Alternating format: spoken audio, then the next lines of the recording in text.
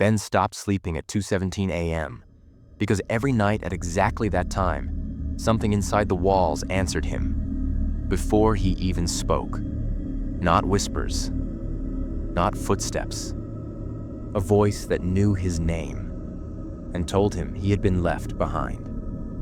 July 1979. Eleanor and Catholic priest Father Thomas Vance drove down a forgotten Virginia road toward a house locals refused to talk about.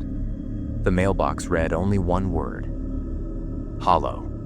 The house stood alone on a rise, silent, watchful, wrong. No birds, no insects, no wind, just stillness. And beneath it, a smell. Wet wool, rot, something old and trapped. The owners, Mark and Chloe Hargrove, greeted them with relief, to more like guilt. Their 4-year-old son, Ben, hid behind Chloe, staring at the dark windows. Ben woke every night at 2:17 a.m., screaming about a man in the corner. A tall man who didn't move, didn't speak, but somehow talked through the walls. That afternoon, Eleanor noticed Ben sitting silently, facing the bedroom wall, whispering answers to questions no one had asked. Then came footsteps in empty halls, furniture dragging at 3 a.m., and the smell. Always the smell. During the house tour, they found a wardrobe, in the master bedroom slightly open. Inside were 3 deep gouges carved into the wood, fresh, violent, desperate. And on the floor, a photograph of the previous owner, Silas Gable. The moment Eleanor touched the photo, the air turned ice cold. The smell flooded the closet, and from the darkness behind the wardrobe, a wet, breathe-in sigh. The next day, Eleanor left a recorder running in the empty hallway. Playback revealed something chilling. Footsteps dragging. Then a child's whisper. "He's behind you." They were alone. In the attic, they found a heavy iron trunk that hadn't been there the day before. Inside were dozens of small stones, each painted with strange symbols. Spirals, rings, broken lines. At the center, a child's wool mitten, clean, untouched by time. Something was collecting tokens. That night, Mark called in panic. Ben was crying uncontrollably. Not because he heard voices, but because something was speaking inside his head. "He says you're going to leave me," Ben sobbed.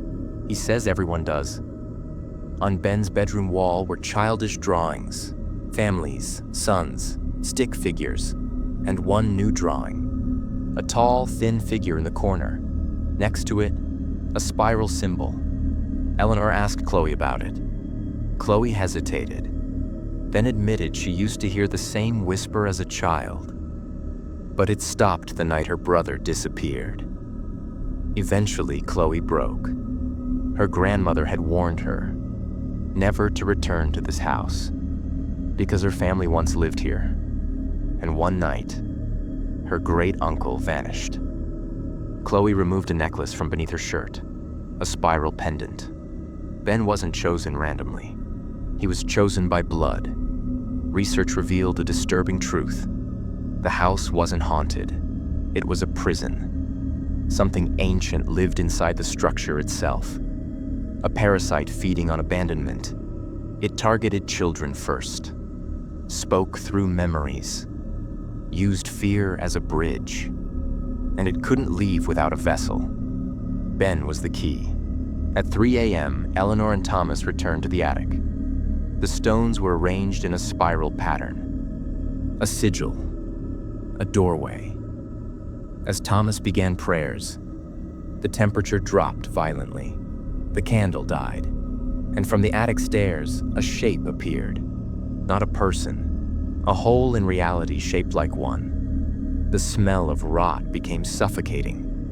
Then a giggle, Ben's voice, but wrong. The entity moved toward Thomas, probing his memories, searching for abandonment. Eleanor fired her revolver. The gunshot shattered the silence. The entity recoiled, But the gun didn't hurt it. It only reminded it that they existed. Thomas completed the ritual. Eleanor shattered the spiral pattern. The sigil collapsed. The entity shrieked, a sound older than language, then sank into the walls, retreating, not destroyed, contained. Ben slept peacefully for the first time in weeks. The house fell silent, but the gouges remained. The smell lingered faintly. The prison was intact. The house didn't feel empty. It felt patient. 3 weeks later, the hollow house was listed for sale again. Price reduced, quick move-in. Listing photos showed the attic empty, except for one detail no one noticed. In the corner of the last image, a small wool mitten, and beside it, a spiral drawn in dust that hadn't been there before.